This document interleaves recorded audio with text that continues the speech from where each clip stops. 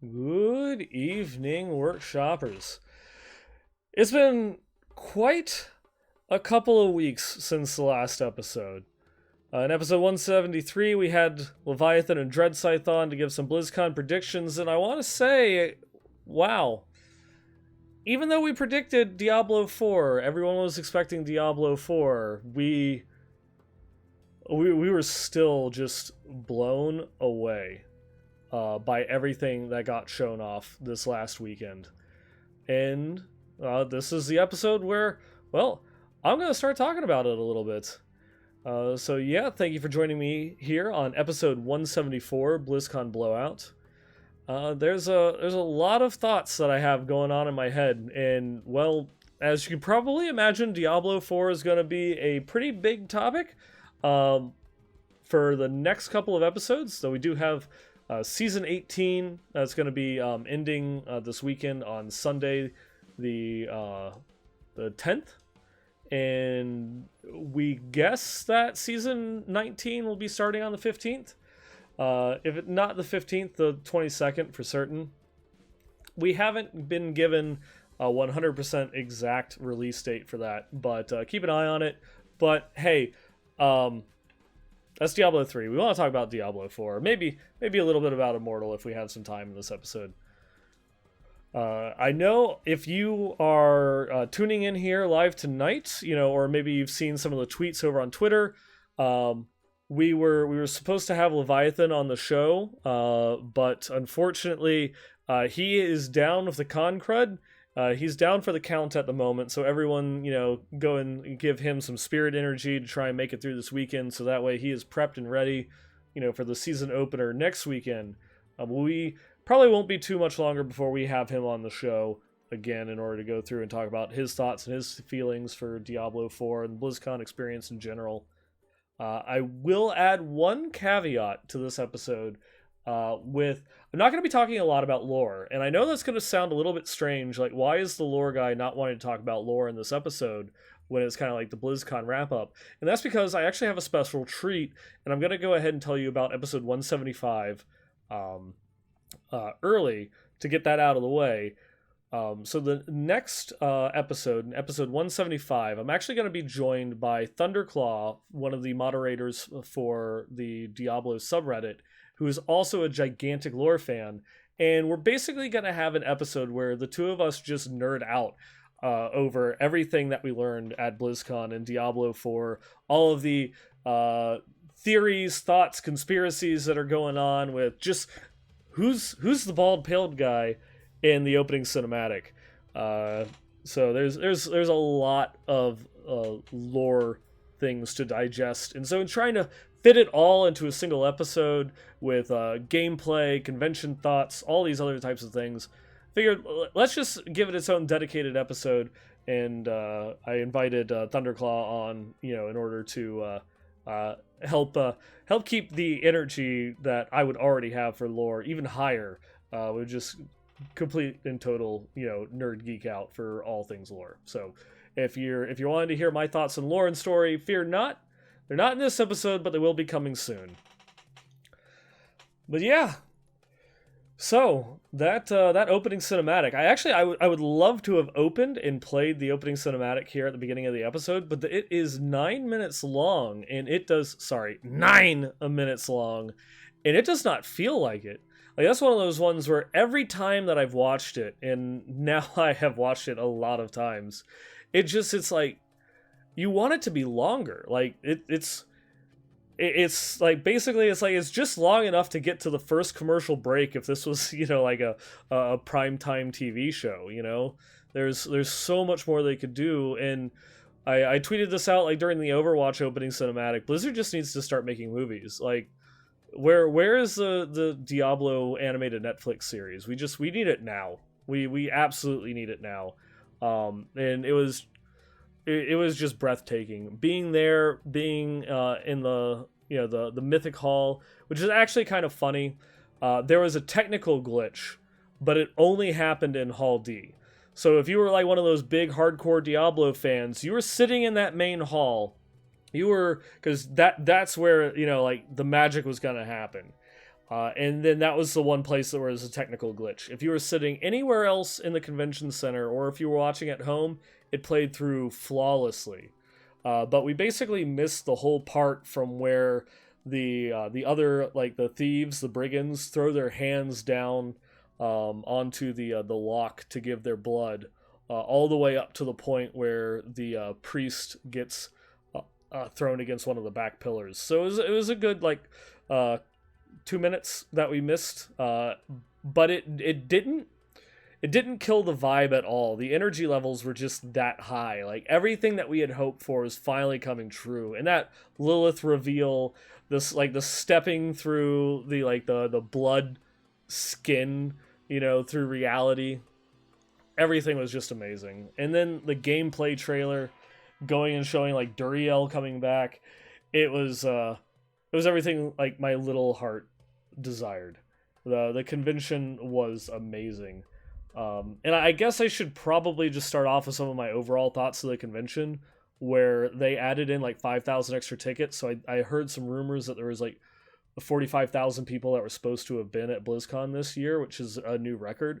But because of the layout, them adding in the arcade down in Hall E, having some expanded areas, up on the third floor for Portal Pass members, and moving, kind of like, moving some stuff around, it didn't feel quite as packed as, even just last year.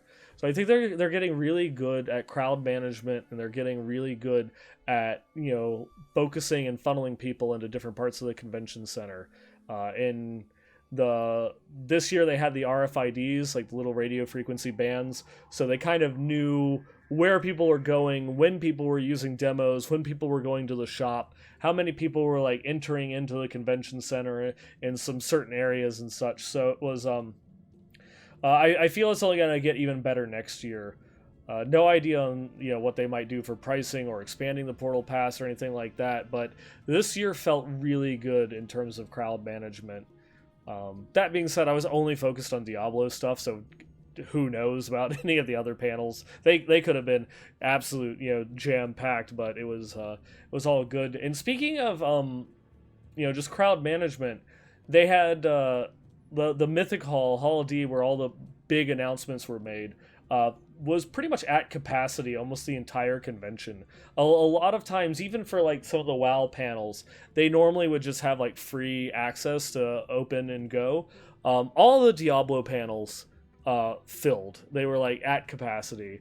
I want to say all of the Overwatch panels filled to capacity, and then most of the WoW ones in the Mythic stage also filled to capacity. So it was like hard trying to go through and move in, even with a media pass. For the opening ceremonies, they just had like they just strong arm people. Media pass, even staff members were not allowed into the Mythic Hall before the opening ceremonies itself. The only situation that they were letting people in is if you had a friend come up to the entrance, talked with security, and said, I have 2 seats for those 2 people in order to come in. And that's what ended up happening. As a couple of people in like our group, we had saved about 20 seats for like the entire Diablo community in a great section in the Mythic Hall. We had, obviously there was like Leviathan, Dreadscythe, and myself, from like the kind of like the little Blizz Pro family, but SVR was there, the P-Child, Lore Fluffy, Muggle Mama, Husband, Kevin. We ended up having like Bloodshed, Wolfcrier, so many people from the community that were all like sitting there with us. Brandy was there, and a couple others that I'm just not remembering. There were like Lion Sword, Lucas, Knight were there in our little kind of like BlizzCon.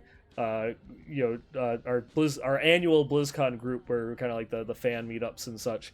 We had saved some seats for them. Minion, no one's Minion was there as well. I think I'm remembering about everybody at this point, but might not. Dead Set, I'm remembering Dead Set now, and Eludiana. But we were split, and so there were a couple people that were stuck outside. Like Dead Set was going through and trying to get in, and he was communicating with SVR, and they were saying like media, they're not allowing media in or anything like that. So it's like, well, He has a media badge, I have a media badge. Like, I'm just gonna leave my stuff here. If you all go through and can watch over it for a second, I'm just gonna run up there and just try and create some bullshit story where it's like he's got all of our camera and recording equipment, and we really need this. Like, you have no idea how important this is. We gotta get in. We were invited by Blizzard, blah blah blah. Just try to come up with some bullshit story to get him through. When I get up there, Brandy is actually going through and trying to get in, and she's being told no. But when I go and get up, the security guard is kind of like, oh, does he have a seat for you? And I was like, yeah, we do. And it's like, oh, okay. Then she's able to pass through security at that point. And then it's like, oh, so that's the scenario. So if you have a seat being held, you can let someone through. And like the main like security guard, she's like, yeah, that, they just have to come and like check in and such. And so I'm just going through and hanging out there a little bit with Brandy, waiting for Dead Set. Finally meet Dead Set. He's able to go through, and now at this point get him through. He's got a media pass. He's with us, and so they let him through into the convention center. And then now Leviathan and Eludiana, they're on their way. So I'll just wait here. There's no point in going back. I'm just gonna have to go through and come back. So I'm just waiting at that point because I'm not sure how long it's gonna take them to get through the security check. And so I'm just waiting there, and some people come up and they're talking to a different security guard now, and they're saying like, we need to get in, and he's like, no, like it's at capacity. But there are people holding us seats, and the security guard is just looking visibly confused. And so I just step over, and it's like, well, actually, if you have someone waiting for you, they have to come up to the front. You go and you talk to that lady over there at kind of like the checkpoint line, and she'll let you through. And it's like, oh, okay, thank you. And so they get on their phones, they go through to like contact them. Like another person comes up, and they're like, oh, I want to get in. And the security guard is just like, well, it's full. It's like, well, where do I wait in line? And the security guard's just like, I don't know. And it's like, there's a massive line wrapping around the side wall there. It's like, well, the wait line's over there. Oh, okay, thank you. Someone else goes through and comes up and is just like, excuse me, there's someone waiting for me. And it's like, if they're waiting for you, they have to come up, and you talk to that person over there. And then I go back on my phone, waiting for Steven. And then the security guard comes up to me, taps me on my shoulder, and is like, excuse me, these people have questions. Sorry, what? And so they ask, it's like, hey, we've got media passes, we need to be able to get in. And it's like, sorry, the hall's at capacity. You can try talking to the head security guard over there, but unless someone's saving you a seat, you can't get in. Oh yeah, they're saving us a seat. Well, they have to come up in order to go through and show that they have seats. It's like, oh, okay. And then the security guard just keeps bringing people to me, asking me questions.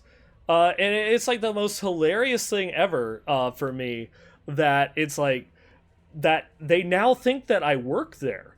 And so I'm just waiting for Steven, and I'm asking questions, directing traffic and all those other types of stuff. The security guard kind of like steps away to like not be asked questions and letting me handle all of it. I don't say or act with authority that I do work there. It's just they're asking me questions I know the answers to, and I'm not letting anybody through. I'm pointing them over to the security guard saying, well, you have to talk to these people in order to actually, in order to get in. Like when someone came over with like an ADA question, it's like, I have no idea. You have to talk to her. Like she actually works here, type thing. And then while I'm standing there waiting for, Leviathan and Ludiana, I see Blood walking up. And it was just like, I wave over to him. And he's like, oh, hey.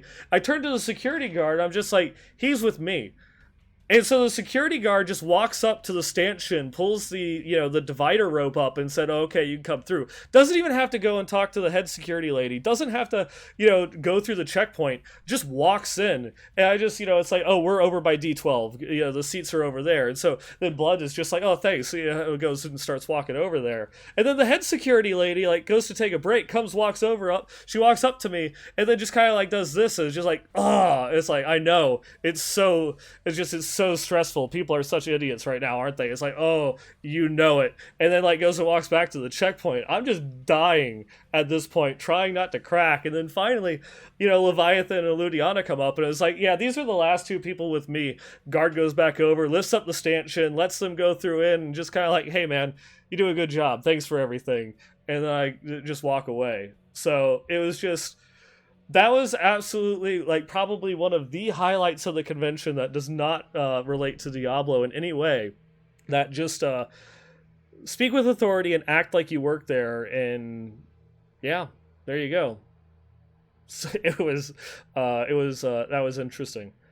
But yeah, it was pretty cool. Getting into the meat of things, I'm sure that you want to hear more about Diablo 4 than other stories of the convention. It was good. This year was really busy, and I felt like I was just running from Diablo panel to Diablo panel, going through writing some recaps over on Diablo fans, which I've got a couple more articles that'll be coming up over the next couple of days if you want to go through and check those out. There was a lot to process. There was a developer Q&A that we got to be a part of, for the community. It was kind of like a pseudo interview, group interview, where they kind of expanded upon a couple of topics, um, and then of course the demo and the gameplay and everything. Yeah, I guess I kind of want to start with some things I might have like a couple of concerns about, or things I think that might have been done better, so that way I can like end the episode on things that I like truly enjoyed. There was a um, I guess the one of the biggest things that you'll probably have seen in the community is people have concerns about itemization. Now, there's some people that are going through and saying, "Oh, the itemization is shit," and all the other types of stuff. Where I share some of their concerns because it's so early in development, and just the way that I view it as a Diablo 3 player. Maybe I don't have the same level of concerns that, say, like a Path of Exile or a Diablo 2 player might. And it really comes down to the fact that we saw that the items are, they're a basic attack and defense stat. No more main stats. No more dex, no more vitality, no more strength. It's just straight attack defense. Kind of like linear scaling values. The more attack an item has, the more damage you do. The more defense an item has, the less damage you take. And some people are crying that is like way too much of a simplification. But for me, I feel as if it actually it shifts the the process of analyzing an item. Whereas before you're like, well, do I need main stat? Am I at a paragon level, or have I enough in augments where main stat is useless to me, and I want to roll that off, for something else that might be more beneficial. These are just default stats that are going to be on the gear. Now, attack, I believe, was like limited to jewelry, weapon, gloves, and I think helm, where everything else was defense only. They did not have attack values. So there was definitely like dedicated attack items and dedicated defense items.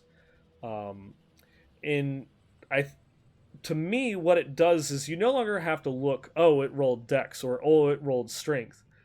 From the Diablo 3 player standpoint, where we don't have stat allocation requirements in order to equip gear, it makes it so that way your focus is entirely on the secondary stats, as long as the item ranges are going to be relative to one another, and that you don't have gear that could roll from like 500 to 1000 of a stat, and that's like 1000 to 1200. It will make it so that way the secondary affixes are going to be what is the things driving the actual character power, and the attack defense values are basically just going to be, well, this is a higher tier item, so it has a higher level of attack and a higher level of defense, so that way you can feel confident going from a rare to a legendary, or a legendary to a ancient legendary, and that those stats, that the attack and defense stat will allow you to equip those. And then at that point, it becomes trying to find, the perfect rolls. Did I want a belt that has, plus vitality, reduced range damage, and reduced elite damage, as their secondary affixed rolls. So, there's a lot that's going on there. There's everything from crushing blow, I think Icy Veins actually had a really good write-up on this one. Let me see if I can bring it up on the screen here, where there are tons and tons of legendary affixes that were just already in the demo itself, and they're going to have hundreds of legendaries, each with an individual legendary, ability, legendary property.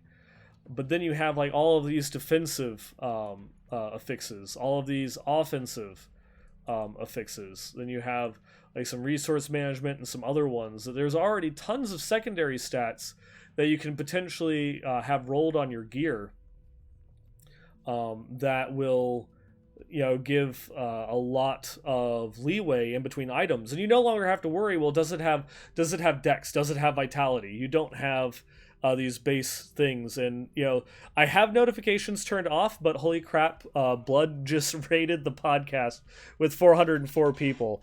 I just saw chat start exploding there, so thank you very much, man. I definitely appreciate the raid there. Lots of love. Thank you very much. And it was great. You just missed. I was telling like my version of the story of the BlizzCon little security drama, or the secret spy Neinball in there. But yeah, again, thanks, man, for the raid. With the items though, it's a lot. There's a lot there. Like the attack and defense, basically, because it's simplified, it's irrelevant. You don't care about the attack and the defense values on the item. You're only looking at the secondary stats, or you're only looking at the legendary affixes. And from there, you can kind of determine, what power level it is that I'm looking for on those items. And that's, at least from the Diablo 3 player perspective, I think that the itemization system in Diablo 4 already looks a lot deeper than what it does in Diablo 3. Combining that with, the developers have said that they don't want those stats to get way out of control. They don't want the obscene number values that we're seeing in Diablo 3 to kind of run away. And they're going to be doing that where all of the legendaries are going to have these special abilities from the get-go, so there's not going to be that steady power creep, and there's not going to be where, oh, we want sets to be the end-all be-all. There's actually even been a couple of back and forth in the systems panel. They went through and said that kind of the legendaries and sets fulfill the same gearing requirement. I'm just going to go back here to Icy Veins again real quick, because they had that panel up. And so you see how it goes from the normal to the magic to the rare, and then you have the legendary set, and then the ancient legendary ancient set, and then finally mythic items. In a different conversation during the group conversation, or the group Q&A, that the community got to be a part of, Joe Shelley, who's the lead designer on the game, went and said that they feel that right now in the development process, sets are introductory. When you hit max level, you're gonna get a set that's going to give you a dedicated play style, and that will help you learn how to play the game at in-game, and eventually you'll move on to pure legendaries, so that way you can kind of mix and match legendaries to specifically target the type of gameplay and the type of builds that you want. From there, you can then experiment and have fun. You don't have to use the Whirlwind set to use Whirlwind. You can equip a whole bunch of legendaries that have specific abilities that you want it to, that the legendary, abilities that might dictate, well, the set is just like plus damage to Whirlwind and that's it. But I've got these legendaries that will make it so that way you have the twisters that spin off while you're whirlwinding. The legendary that reduces the mana, the rage cost of Whirlwind while you're using it. One that gives you damage reduction while you're using Whirlwind. There's a lot of customization and ability that you can do with that type of system, and making legendaries above sets, so that way the player gets to make the choices. Now, the people that were complaining the most about the itemization system are actually people that mostly play other ARPGs besides Diablo 3. And that's where, I was listening and taking notes from their perspective, because in a game like Path of Exile, which, I've never played, fully admit I've never played. And if we have anyone that's listening here that has played Path of Exile, you might be able to expand upon this, more for me. Is that, there's a lot of in-game items that have very hefty stat requirements. If Diablo 2 is a bit more familiar for you, certain items will require certain stat values in order to equip. Like in Diablo 2, most all gear required a certain level of strength, and a lot of pieces also required a certain level of dexterity in order to equip it. Whereas you wanted to put almost everything into vitality to make you as survivable as possible, you still had to allocate points over to strength or dex to keep up with your gearing.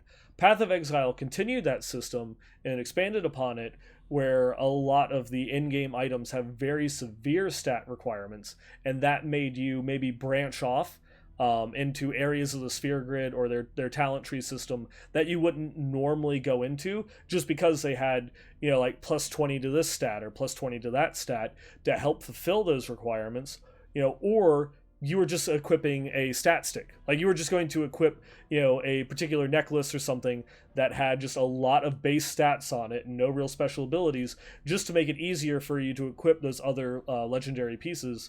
And that is where that player's mindset comes from when they want a more in-depth itemization system, where you're forced to make a decision between a stat stick and an actual like super powered item that will make or complement your build.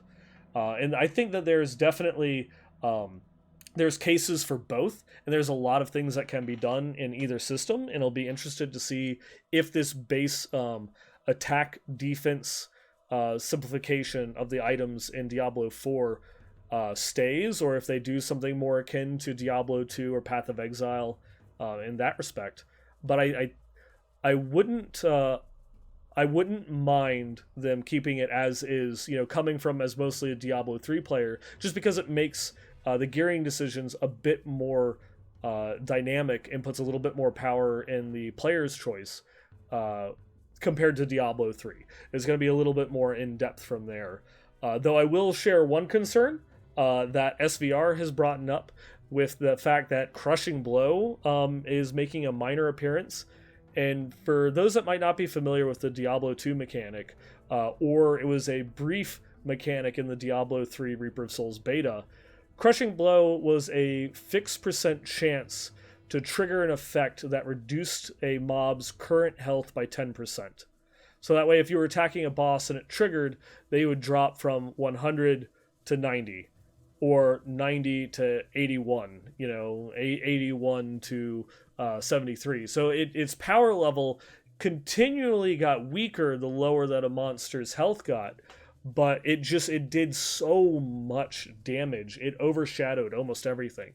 You'd be able to reduce a boss down to minimal health very quickly, and then whatever base damage that you can scrape up from your other skills and itemization, finish it off. So it's one of those ones where it's like, in Diablo 2, I think it worked because your base damage values for like melee classes were so relatively low compared to how much health the monsters had. You had to have Crushing Blow in order to kill anything as a melee class, because casters and such, they just their damage values with plus elemental, or the plus skills, just scaled their damage with the plus like elemental damage from the skill synergies, was so just obscenely high compared to damage values from weapons. Melee classes needed it, but I think that could be something, if you just design like the boss encounters a little bit better, it might be more beneficial. Or if you drop the values, or scale the values more quickly, so above 90% it's like 10% health, but then once you're between 90 and 50, it's 5% health, and then under 50% it's only like 1% health. But even then, it's like one of those things where it's, when you start developing encounters around that, you just hyperinflate the boss's numbers. Well, they'll get them to 50% health in 17 attacks or something like that, and then Crushing Blow won't have any effect.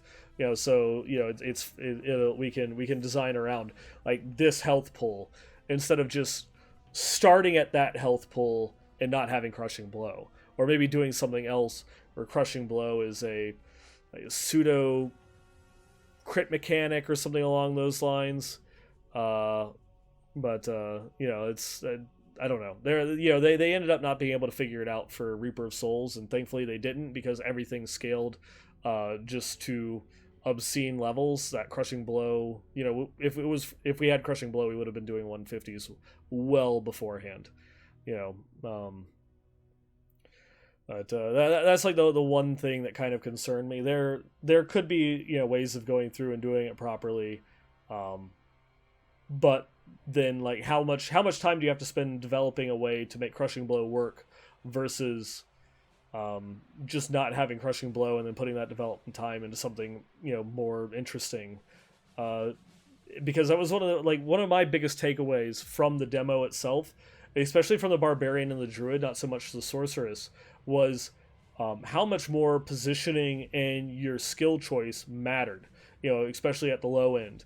Now there's certain builds, kind of like the bazooka wizards and such, where it takes an obscene level of skill in order to go through and properly pull off. Just in this demo at like level 20, and they were going through and saying like in development right now, like max level's 40, subject to change of course. So in the demo being level 20, you're about halfway to max level. And like your positioning matters, especially if you went over into the Fallen Cave, which was the highest level in the demo. That you're level 20, the Fallen were level 25, and they made the Fallen scary, man. They just look sick and twisted, and then being higher level and constantly respawning mobs and just having obscene health and damage. The Fallen were freaking scary, and from when I was talking to the developers, they did that on purpose because they wanted to show like, oh, those little things, like the comical guys that you just kind of beat up over the last couple of games. Well, this is them now in Diablo 4, and they actually are a threat, just to kind of give you an idea of where they're going with the game, and to reinforce that dark feel to it.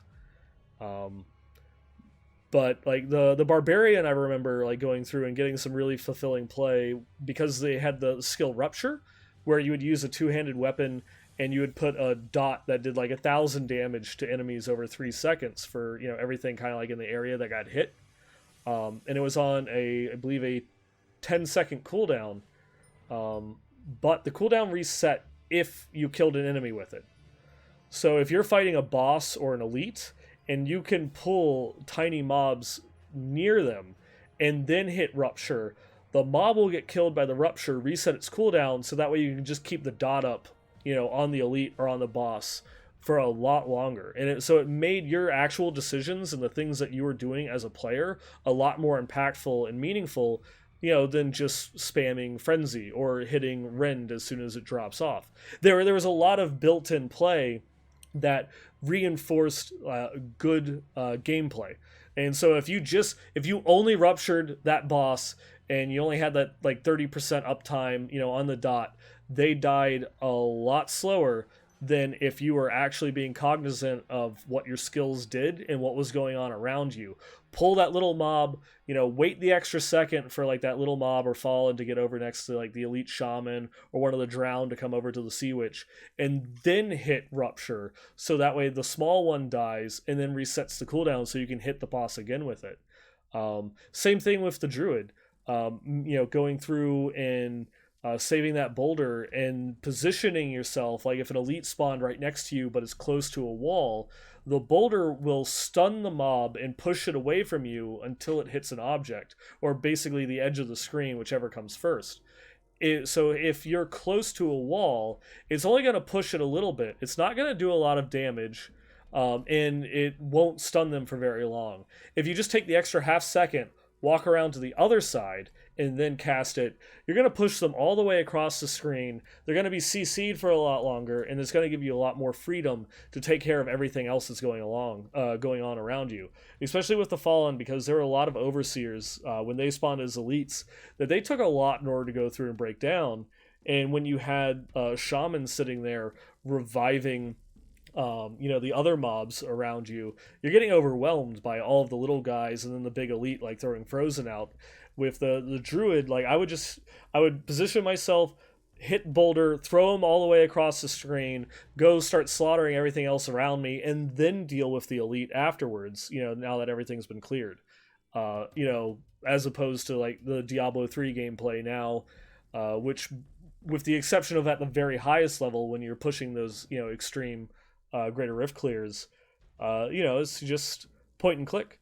I mean, even some higher level gameplay is really just point and click, and then let me position away, from certain mob types or make sure that I'm standing in the Oculus ring. In Diablo 4, it made a lot more of an impact, even at this low of a level, to make sure that you were, properly lining up your skills, you're getting those positions right, and that you were just being aware of what was going on around you. It wasn't just mindlessly clicking. If you were going through the demo and just mindlessly clicking, it probably felt a lot harder, which of course could be a good thing if people are looking for that experience. But it was just, you had that aha moment when you were able to chain certain skills together and like use them effectively, that made the game like feel easier on your second playthrough of the demo. And that's one thing. I haven't had a lot of time yet to go and watch a lot of the player streams. Like I mentioned earlier, on the convention floor, I was mostly running from panel to panel and then doing coverage for Diablo fans. So I haven't had a chance, unfortunately, to watch any of the Diablo 4 gameplay streams. But there are a lot that I want to go through and watch and catch up on, to see what the other streamers, the other big personalities, like Bloodshed, like Leviathan, Riker, and such, or like especially from people that really don't play Diablo 3 anymore, like Quinn. I believe his name was Zazarian, one of the big Path of Exile streamers, and get what their thoughts and opinions are on the game. Because it's so early in development. They said it's not even BlizzCon soon, so it kind of reiterates a theory that I had, that we wouldn't even see this game until at least 2021. At this point, maybe even 2022, if it really is that far off from development. That you want that varied opinion, that take from people that play other games, not just people that play Diablo 3 and not just people that play Diablo 2. You want a more varied approach with how you do things. And so it was great that they invited people from other communities to come out and try it. And then of course there's going to be a big compare and contrast in another couple of weeks at ExileCon, when GGG is going to be showing off their a little bit of their 4.0, which they are designing to compete directly with Diablo 4. But yeah, I guess to dig into the classes themselves a little bit more, Druid, by far my favorite class to play in the demo. Just being able to like push enemies away with that boulder, and definitely had the most powerful ultimate skill, the Cataclysm. Like it was so epic when you hit that. Like that is the definition of an ultimate skill. For the Barbarian, they had the Wrath of the Berserker, something that all Diablo 3 players we know and love. You shift forms, you start doing a little bit more damage. You can get that buff like super high if you spend more fury while you're doing it. For the Sorceress, you turn, it was what was it? It was called Conduit. You turn into basically like ball lightning and can zap around the screen. You're just kind of like doing damage to everything around you. It's great for movement and positioning. The damage felt a little bit low because it was like an AoE skill. So if you're only fighting like a solo boss or just like a one elite, didn't really feel like it did all that much damage. But like the couple seconds of immunity did, of course, give you a little bit of a break if you're waiting for a potion cooldown, or when you're fighting like the world boss, Ashava, allows you to dodge one of like the big, really hard to dodge kind of telegraphed attacks that it does. But the Druid, like, the game has dynamic weather, so you're outside in the daylight, you hit that Cataclysm, and then everything turns dark. It starts raining, there's lightning flashes from all around the screen, the giant like tornadoes come down, are randomly moving across, like just blasting enemies. Like everything on the screen just dies. Like it's so powerful that you change the weather, like in the game for you and other people around you as well. Like in those boss fights with Ashava, if some other druid used it, like your screen darkened as well.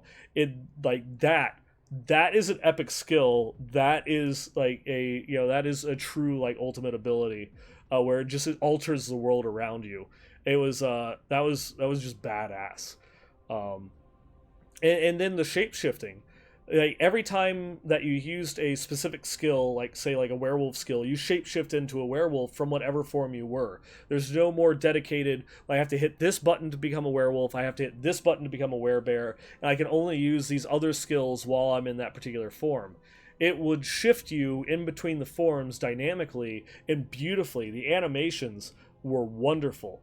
And they are taking full advantage, of this physical base rendering, and that was something that didn't quite get as much coverage as a couple of the art panels where they talked about like the visual effects engines and such that they were using, and how like a lot of the armor effects and animation for like hair and such within Diablo 3 had to be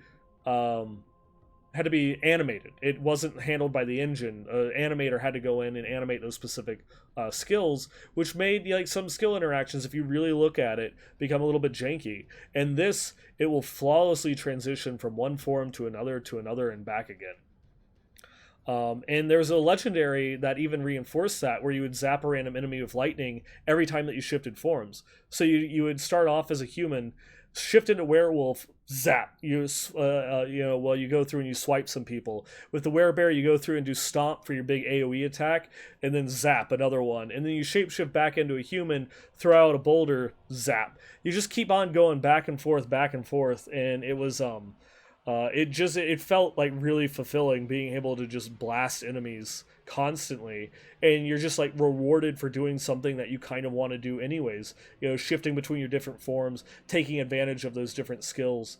And then further going and looking into the talent tree, there are talents that give you lingering effects. Like when you're in the werewolf form, I think it was movement speed. You gain increased movement speed while you're a werewolf, and for 3 seconds afterwards.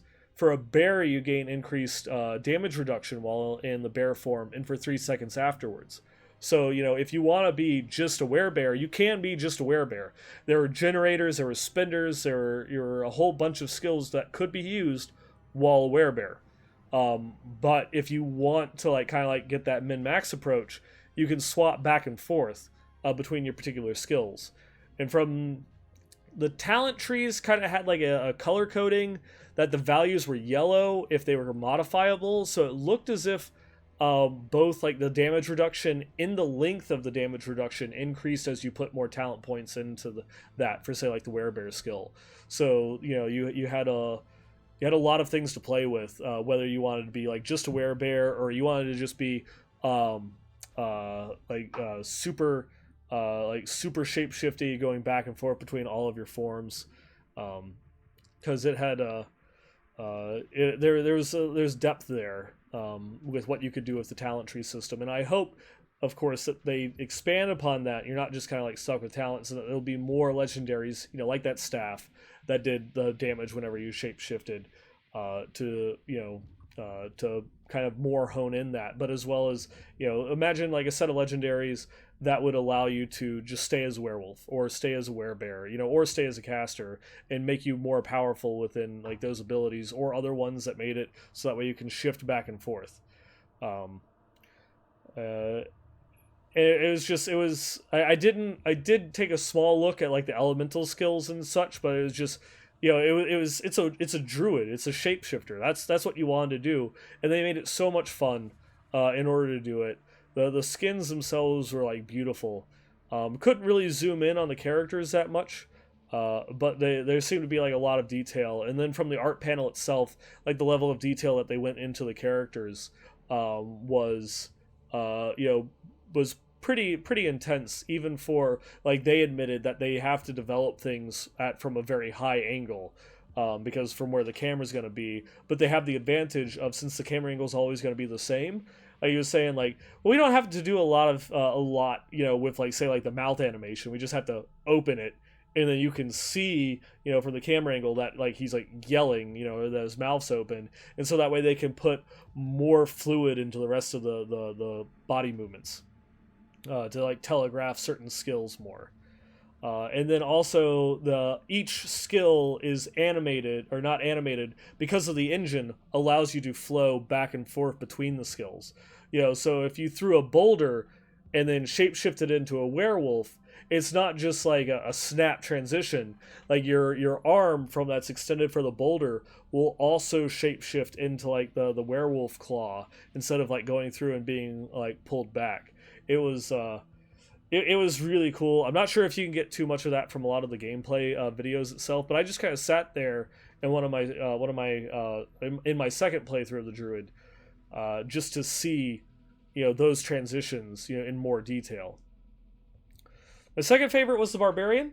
Like I was mentioning earlier with that whole Rupture combo, it had, some rewarding gameplay. The Barbarian was one that really felt familiar. I knew everything that I was doing, because it was more or less the same from Diablo 3, but it was different, if that makes sense.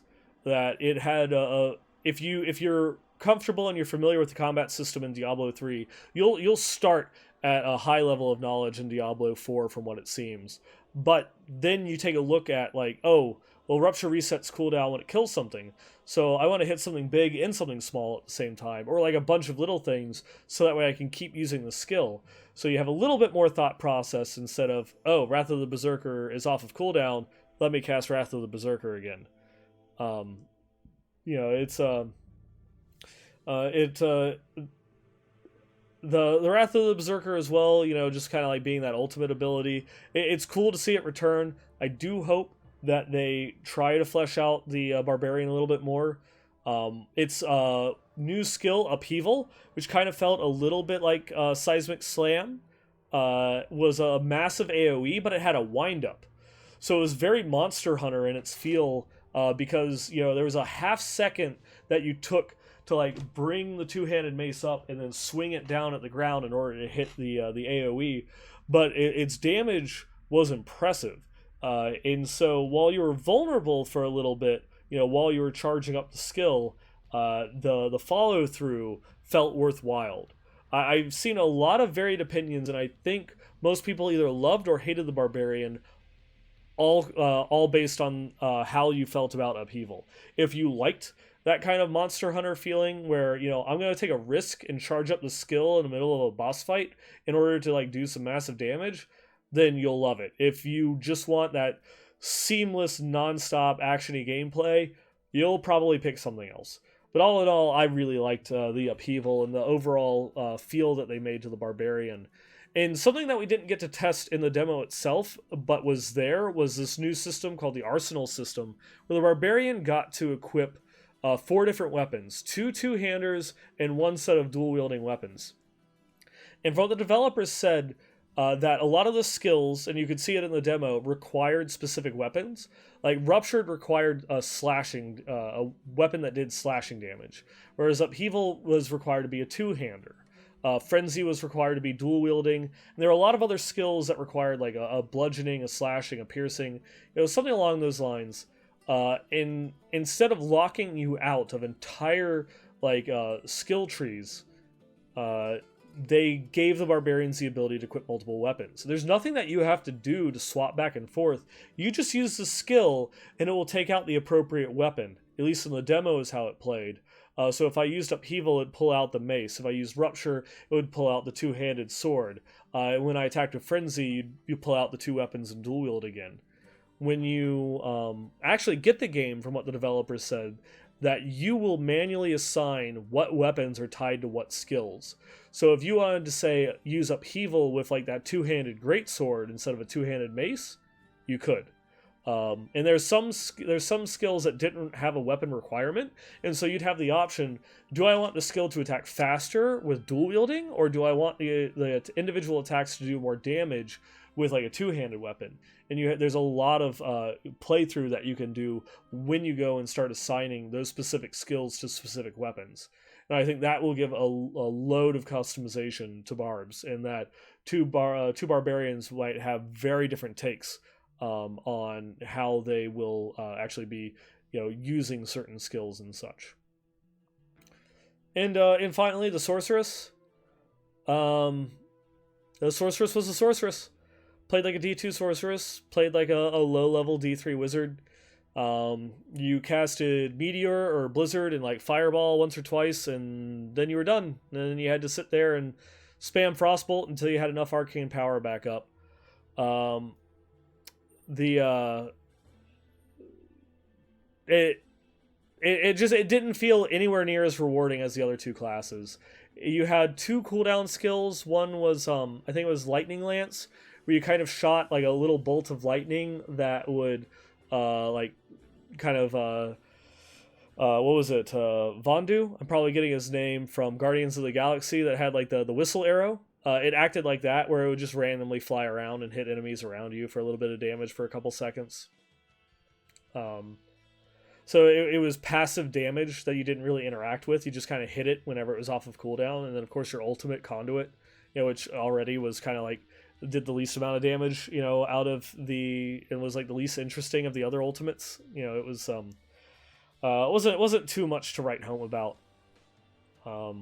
It just the whole feel of just having to sit and wait for your resource to come back in, and then you had the choice. Well, do I want to freeze an enemy with Blizzard because it didn't do a lot of damage? But the like cold skills now will all like chill an enemy, and if you chill an enemy enough, they become frozen. There didn't seem to be any type of diminishing returns on the freezes or anything along that line for regular mobs. Bosses is a different story. I'll get to that in a little bit. But if you casted Blizzard and you had an elite, as it walked through the blizzard towards you, eventually it would just freeze and it stopped and it's frozen, so that way you could then go and start DPSing it. Except you spent all of your arcane power casting Blizzard on it, so you can't now also just spam Fireball and kill it. It would have just been better off spamming Fireball without casting Blizzard to kill the mob. Same thing for Meteor.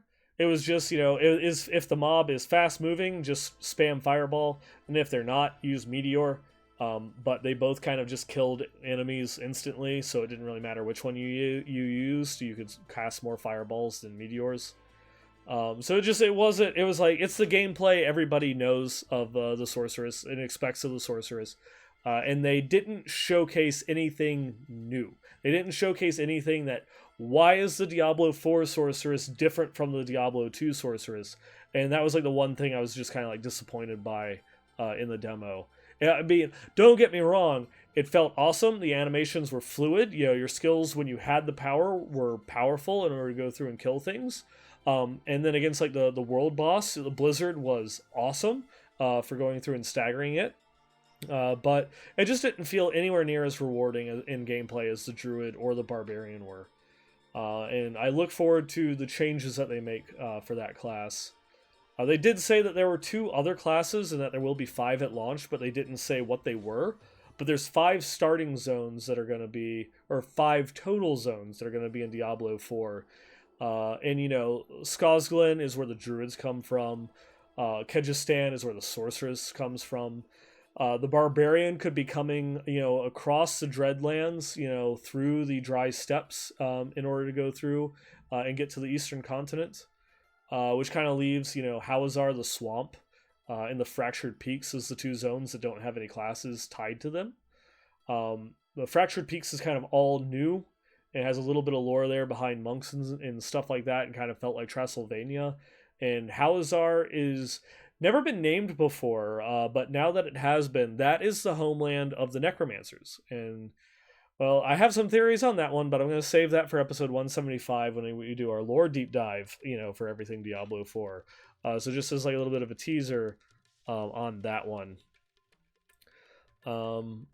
But the gameplay area itself, like the demo felt big. You could spend your whole 20 minutes just walking around the demo, not doing any dungeons, not fighting anything, just walking around to explore the entire demo area would probably take you the majority of that 20 minutes.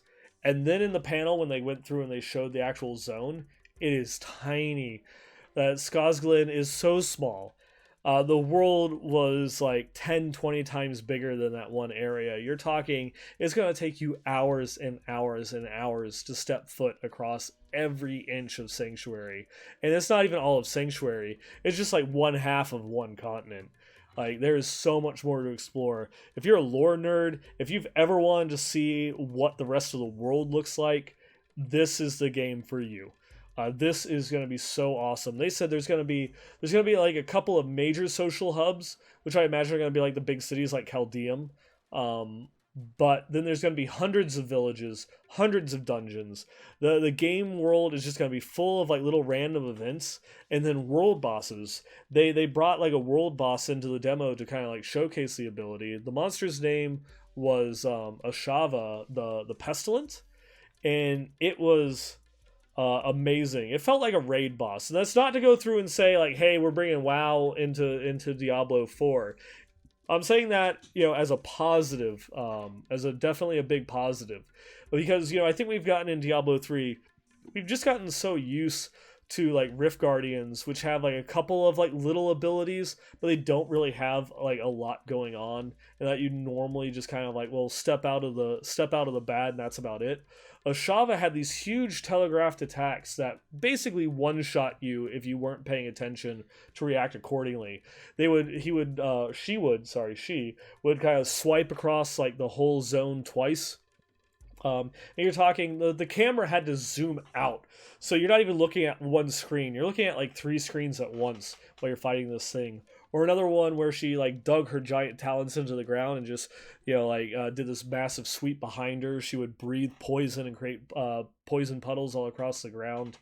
It was really fun, and it felt rewarding. Like if you got to the point where you beat Ashava without dying, you felt accomplished in that demo, because of how just how many you'd see like the swipe go through, like everybody's clustered up on her and they're just going through and attacking her and such, and you see her start pulling back. That's when you start running, and then you see that swipe come out, and then all of a sudden there's like 5 ghosts just standing there next to her. It's like, yep, I did that right.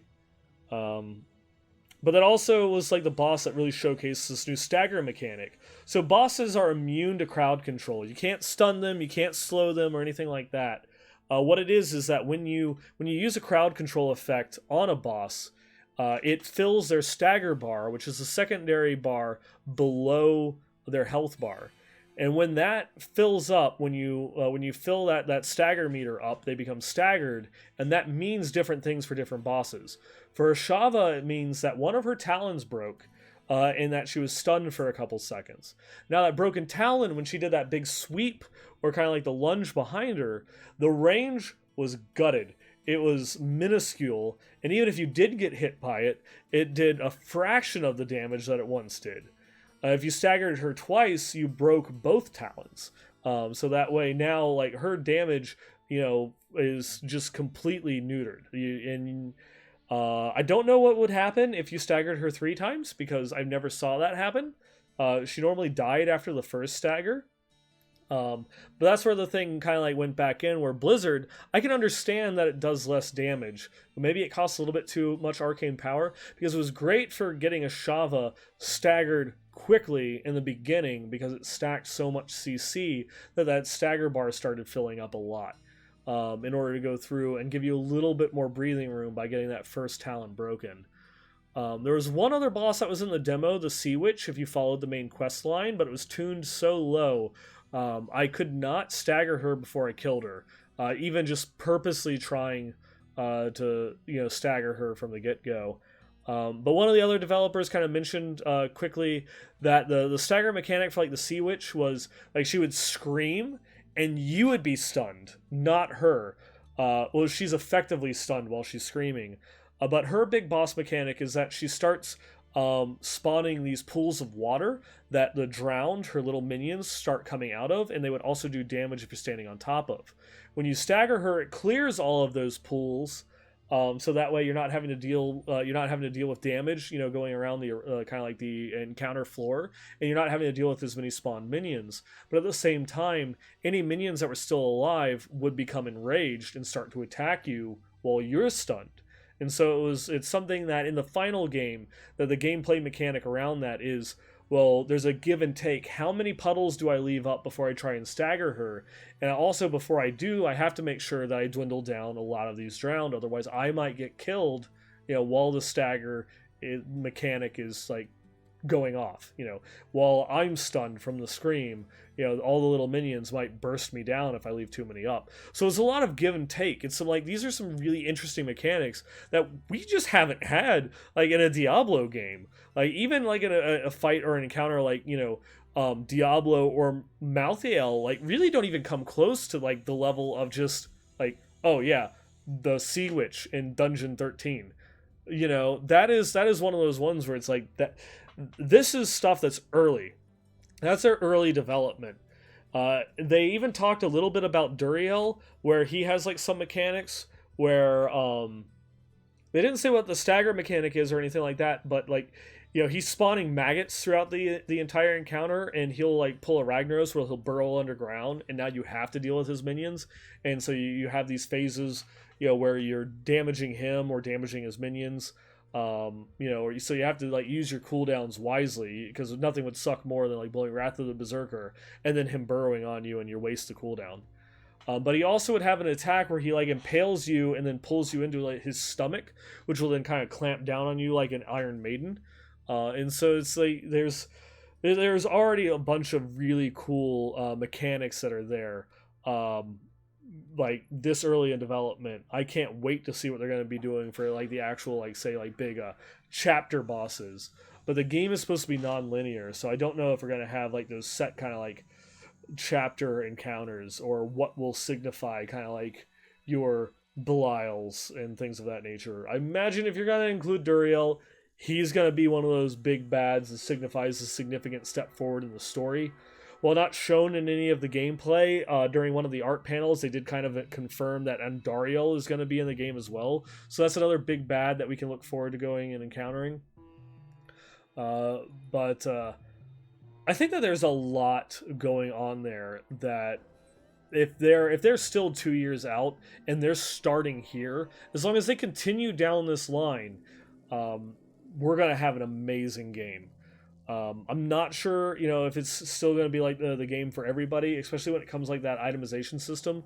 Because I mean, there are people that still main Diablo 2, and their biggest concern is itemization. And it's going to come down to we're going to have to see those legendary items. We're going to have to see what's the power play difference between the legendary affixes. You know, where do sets come in? You know, what they never even really described what an ancient legendary was.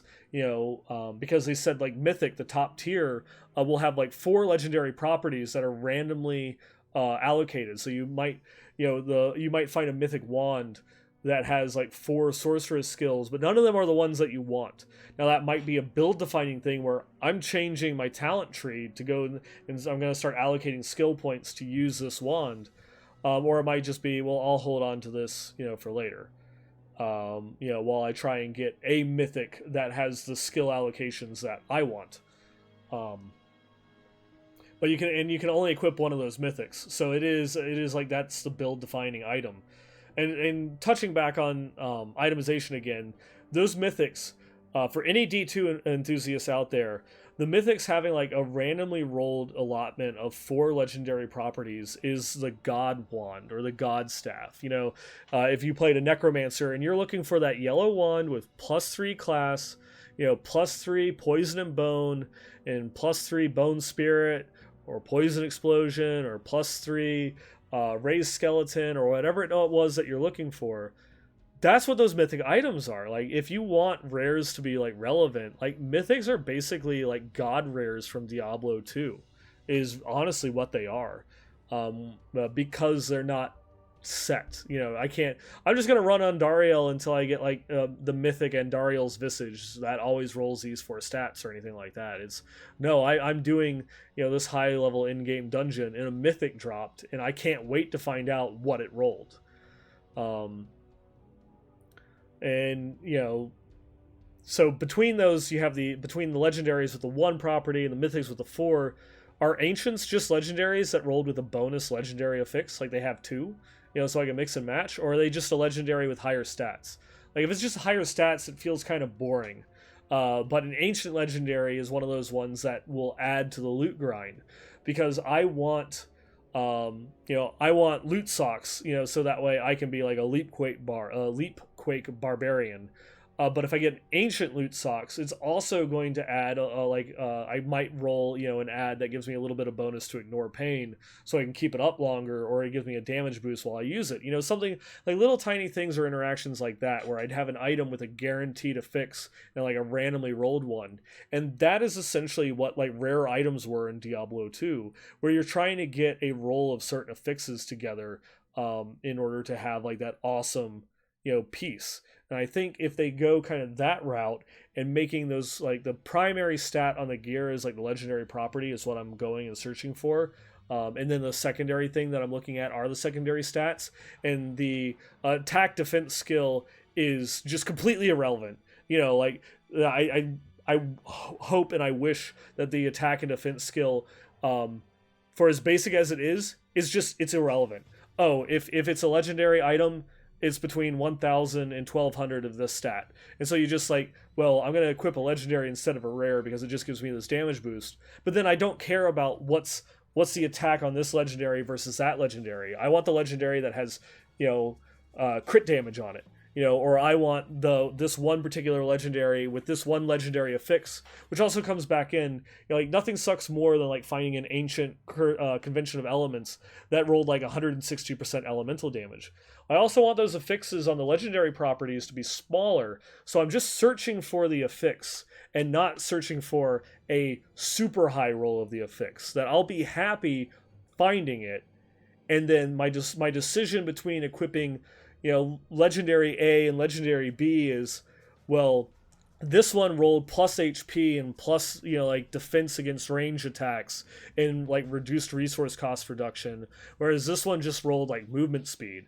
I want that to be my decision making, not like this one's secondaries suck, but it just rolled so much more extra damage for my shape-shifting abilities. Like that would be bad itemization in my opinion. I want them to make those innate values of like the attack, the defense, and the legendary properties smaller ranges, so that way you can potentially find like that god tier item and you feel better about finding something that had higher stats.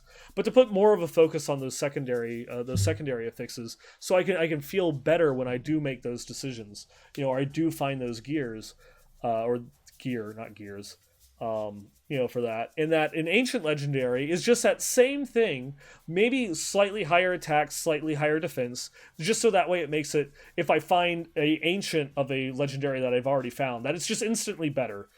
So that way I don't have to feel bad. Oh, well, the secondaries kind of suck, type thing. I don't want to equip this new awesome rare epic, that I found that I'm only going to find like once a week or something like that. And then it's just garbage because the secondaries are bad. That's where the attack and defense values come in. And just because they'll be higher, that like they'll be better. And so I can feel good about that. And then now I can play around with trying to find that next ancient legendary with better secondary affixes, or with like a better randomly rolled secondary legendary affix. And that is a more in-depth grind. You're not just trying to find that 1% better gear. You're trying to find you're trying to find that thing that will take you like a next level. And that if I find an ancient versus a regular, I'm not just doing, oh yeah, now I'm doing 250 million instead of 200 million damage. I'm doing, like 1,500 damage instead of like 900 damage. Like little things that will go through and do that. Or something that is like, well, my whirlwind's now free. This legendary regular legendary increased whirlwind's damage, and now I got an ancient legendary that increased its damage and made it free. Awesome, skill changing, build defining. Better than just, hey, plus 100 dex, that's my thoughts on it. There of course there's going to be like skill ranks. All skills will have ranks that you can level up the individual skills in order to make them more powerful or increase their duration, maybe reduce their cost in some of those. We're not quite sure at this level. We couldn't play around with it. You'll get skill ranks for leveling up, and you'll also be able to farm skill tomes in the world. You eventually will be able to max out all skills on your character, so you will get to a point where, hey, I found this mythic, for a fire sorceress, where I'm playing an ice sorceress. But I have all those ranks maxed out anyways. Let me try it. Let me go respec my talent tree and do it. And then the talent tree, that talent tree is a talent tree. It's you kind of like go down the talent lines. And there's certain divergent points where you can choose where you put the talent points into. Talent points will be fixed, but you can respec. I didn't see anything in the game that gave you bonus ranks to talents, but I believe, correct me if I'm wrong, I believe that there was developers that did say that you could increase talents through like legendaries, or certain items might have bonuses to your talents to increase those effects. I do hope that we see a little bit more power out of the talents. Some were cool, some were awesome. Like the Barbarian had one that was like 130% extra bleed damage as one of like their ultimate talent abilities. That was at the end of one of the tree lines. Power level like that is awesome. Putting more power in the character than from the items is a great starting point, and then allowing those legendaries to then reinforce your talent choices, I think, are better. It's something that I've talked about on the show a lot, that I feel that class identity was largely missing from Diablo 3, and I was just a Necro, not a Summoner Necro. And I was a Wizard, not a Meteor Wizard. And I would love that to come back, and you'll reinforce that, I think, more through making the talent choices for those particular skills matter as much as the legendaries that will affect those skills. Is basically like my thoughts on it. But yeah, that was a lot of talking. I thank you all for like going through and stopping by and listening. I did have some notes on Immortal, but we've already been over an hour now with the episode, and I just will kind of like to keep it short here. There are some things with Immortal. There was some new stuff to go through and see. I want to leave that to the end because I know most people are focused on Diablo 4, and Diablo Immortal still played just as good as ever. There's some minor tweaks that they made that I wasn't happy with and such, but there was a lot of changes, like the ultimate skills and stuff, that did seem cool. The demo felt just as refined as ever. It is going to be an amazing mobile game, and I hope that people will give it a chance now that Diablo 4 has actually been announced, and that they know that they have something else. If you don't like it, you can play something else. You don't have to play Immortal. But it looks like it's going to be a great game, but that's probably going to be... I'll save my Immortal review for a couple of episodes, or maybe I'll write something up on Diablo fans. But that does, of course, bring me over to the end of the episode here. I thank you for joining me. Thank you again. Everyone that stayed to hang out. From Bloodshed's raid. Really appreciate. Much love, man. Loves seeing you again over at the convention. But if you have any comments, you have any questions for the show, if you have any items that you'd like to show off that you found like within the seasons, or epic loot or anything like that, or like your takeaways of BlizzCon, your thoughts on Diablo 4, do you like the itemization system? Do you have problems with the itemization system? Do you like where the lore or the story might be going? Do you have thoughts on who the random bald pale black-eyed cultist is in the opening cinematic? And I'm gonna tell you right now, it's not Rathma. Feel free, drop me an email, westmarchworkshop@blizzpro.com. You can also follow the show on Twitter at the WN Workshop, or you can follow me on Twitter. I'm at Neinball to go through and see what I'm up to, because in addition to the show, I also write for Diablo fans, so you can find a lot of my articles and thoughts from the convention itself over there on diablofans.com. And I live stream the podcast here, usually record on Wednesday nights. This week is a little bit different. We're recording on a Thursday, but usually it's every other Wednesday night at 9 p.m. Eastern, 6 p.m. Pacific here at twitch.tv/BlizzPro. I do have a personal channel. It's twitch.tv/Neinball. I don't really stream all that much outside of the podcast itself. We'll see. But you can also check, this show is hosted by BlizzPro.com. You can always check out Diablo.BlizzPro.com. For Dreadscythe does some amazing coverage over there for BlizzCon. His thoughts on the game, his thoughts on Diablo 3, Immortal, and all that. You can join the Westmarch Workshop community or the clan in game. Just do a search for Westmarch Workshop for the community, or BlizzPro for the clan. You can also go through and chat with us at discord.gg/BlizzPro.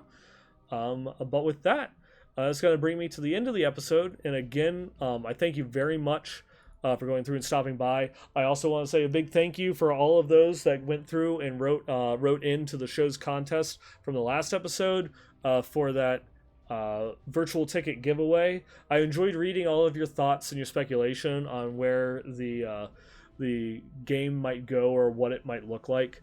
And yeah, if you have some refined thoughts on those speculations, feel free to go through. Drop me an email, westmarchworkshop@blizzpro.com. And with that, I'm out.